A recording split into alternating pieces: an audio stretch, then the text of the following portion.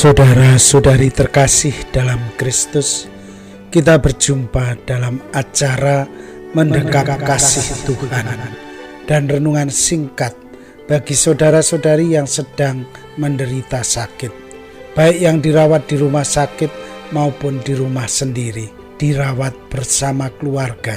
Dengan saya Romo Valentinus Teja Antara SCY dari komunitas SCY Teluk Betung, Lampung. Pada hari ini kita ingin merenungkan tema kasih ubah tingkah laku yang buruk.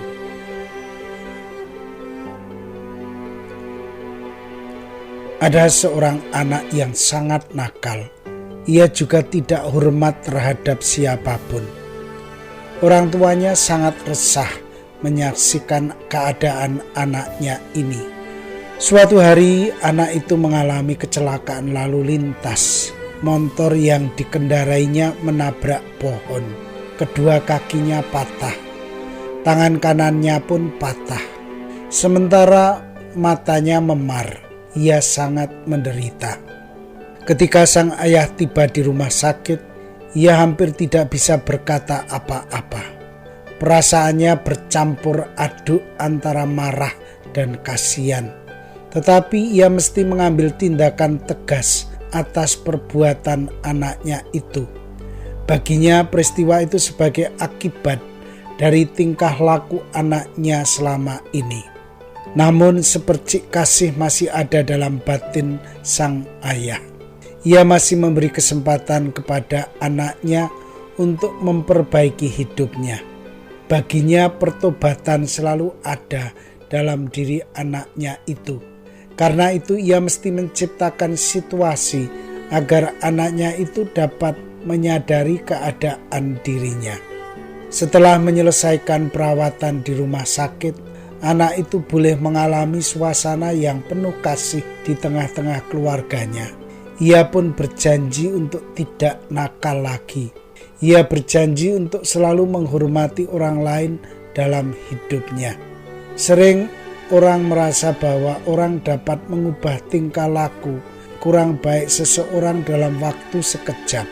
Tentu saja hal ini tidak mungkin. Manusia hidup dalam suatu proses.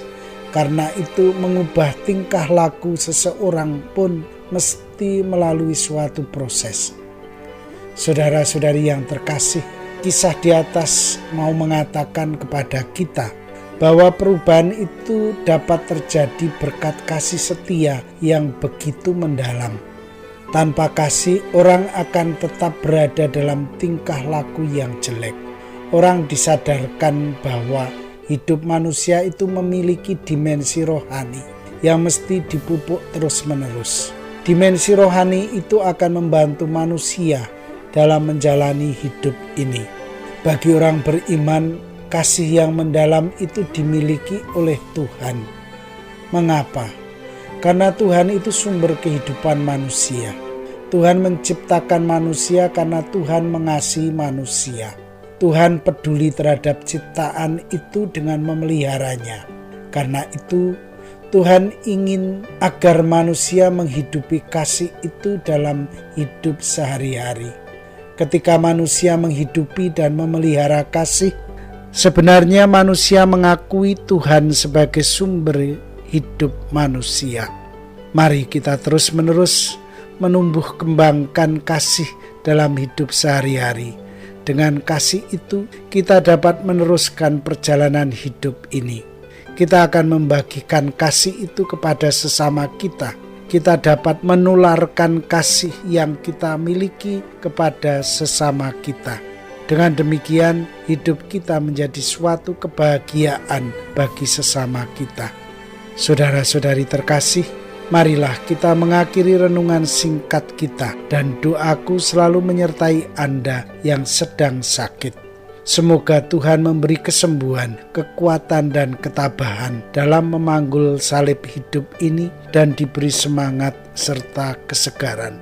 Doa dan berkat-Ku selalu menyertai Anda. Sampai bertemu dalam renungan selanjutnya.